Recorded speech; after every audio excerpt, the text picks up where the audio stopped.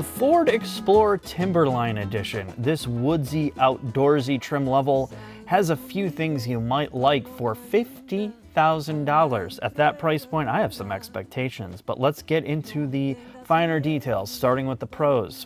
The cargo capacity and human capacity is 87.8 cubic feet. That is enormous. If you don't know what that number means, like many people, the second row is you're floating back there. The third row down, Jack fits all his tires. I mean, it's just a huge space. That is one of the primary reasons why you're buying this, and it's on a rear-wheel drive architecture, which we'll get into on the shop. The usability with the third row up, it has human space. So second row getting in the third row is great. The front occupancy room is not compromised at all. Everything is physical. Most all the knobs, buttons, and switches are very easy to use. This is pretty much idiot-proof. And it has to be because it's scaling out for a multi-purpose or multi-uses. So where's it gone wrong? Well, that's where the truth comes in. And that is at $50,000, you know, there's some expectations we have in terms of quality, fit and finish, and usability. And when you're looking at this on camera, or if you're 5 feet away from everything, it looks pretty good. I mean, from the bright work of these trim pieces, the silver, just a little bit of accents, all looks great until you physically touch it. Like this door here and the release for the door, the way that the little plastic trim pieces fit together, the plastics.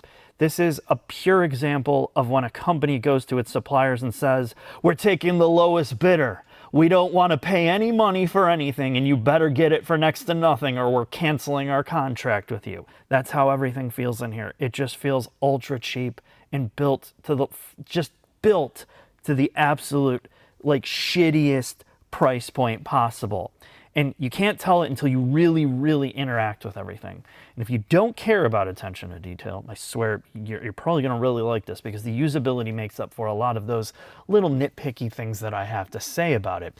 The other detail is this has the traditional infotainment screen. It doesn't have the center monster tablet thing, and it's way better for it. The physical controls work well, and the infotainment system does work well. It's just that individual unit, and you can turn off the display if you're distracted by it.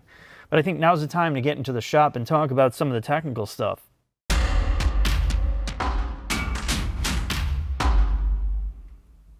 Well, you got me under here roasting, Jack. We're underneath the Ford Explorer Timberline. It's not Timberlake, it's not Timberland, this is Timberline. This is their most off-road capable version of this vehicle. Let me walk you through what they changed. Is it for hauling timber? This is still on the CD6 architecture platform, which is shared with the Lincoln Aviator, which is a product we actually like quite a bit. The Explorer is strut front, multi-link rear, and it is a rear-wheel drive architecture. For the Timberline, it is four-wheel drive only or all-wheel drive only. It gets a substantial lift kit. It has about 8.7 inches of ground clearance, which means it has unique struts and springs. It gets all-terrain tires. It also gets a Torsen limited slip differential on the back. It has skid plates and recovery points on the front of the vehicle. This comes with one engine. The EcoBoost 4-cylinder makes 300 horsepower and 310 foot-pounds of torque and puts that power down through a 10-speed automatic. It is basically largely unchanged from the vehicle we originally drove, but at about $47,000, this is a very expensive vehicle. Other than the exterior changes, which you covered in the interior segment of this video, it's basically the Explorer you either love or hate. The question I have for you before we get on the drive, Mark, though, is would you rather have this or a Telluride, which catches fire if you have the towing package? I think I'd take the Telluride over this any day. But those recovery hooks are pretty good because you could pull me out of the front of a liquor store when I drive through it.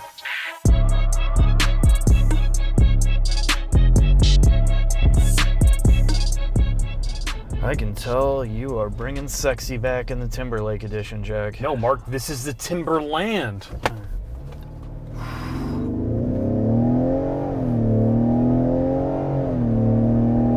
Man, that sweet digital engine noise mated to the whooshing of the exhaust in the back. that gets me feeling something. Nobody in their right mind would ever push down the pedal like you just did in this car, or SUV. I'm sorry, this is a real SUV, by the way, and there's got to be a reason why you put me back in this again after our debacle with the first Explorer we did. Well, it's been a couple years, and this being the Timberline, they've apparently made this more off-road capable. They've potentially smoothed out many of its rough edges, and of course, this has the capability that you were looking for in a rear-wheel drive SUV. And don't forget, they have the 2 iPhone lights they've attached to the front of this, attached to the auxiliary, so you can blind pedestrians. Yeah, how is this not just a police package that they've rebadged?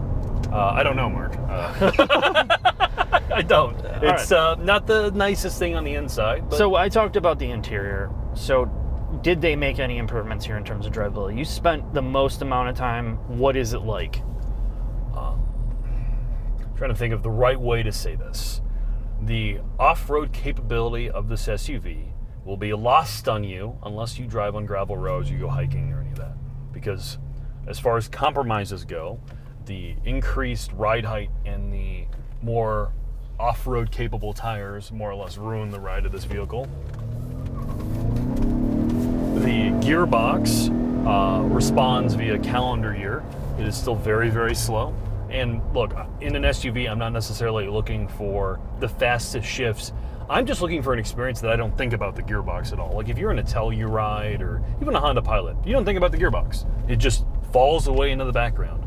The gearbox does such weird things in this car, either not shifting when it's supposed to, when the stop-start gets in the way, the car will just sit there and do nothing for a couple seconds, then think to downshift. Like it's terrible, it's a mess. So basically they didn't fix anything. From the car we drove last time. It's the same shit as before. So, yeah, and it's still almost $50,000. You know, like, I think this comes down to, this is really, the platform that it's on has to do a lot of things. It has to be that fleet vehicle. It has to be this more upscale, like expensive hauler thing. And I guess I'm so disappointed with the resources this company has that they didn't put the attention. There's really no attention to detail on this. I think the finer things, much like the interior, the things that they've left off the table there, they did the same shit here in terms of drivability. They just didn't spend the amount of time they needed to do. This is a rear-wheel drive architecture. There are elements of this that should be good. And I think at the limit, which no one is ever going to drive one of these cars at, it's better than a Telluride. You know, but again, as a hauler, it's just something you're going to put your family in. It gets less than 20 miles a gallon on the highway. Yes, it's very big, but so is a Telluride or a Pilot or an MDX at $50,000. It's got stiff competition at $50,000, and I expect a lot more from this. Unless you're just a Ford apologist, I expect a lot more because everybody's putting more effort in.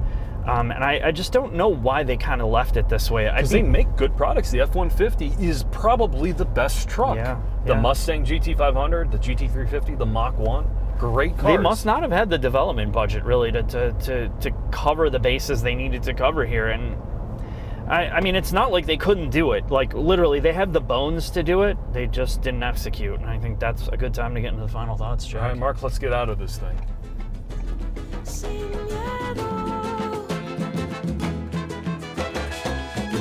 The Ford Explorer Timberline, with a as-tested price with destination of $50,000 $400, it's expensive.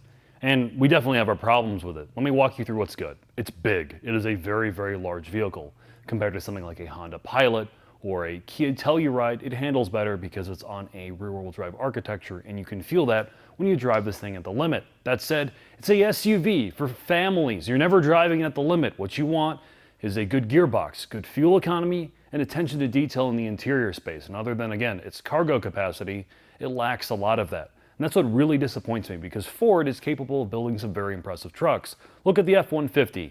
This requires maybe not a major rethink, but definitely more attention to detail, particularly in the gearbox tuning. So thanks for watching, and hope to see you soon.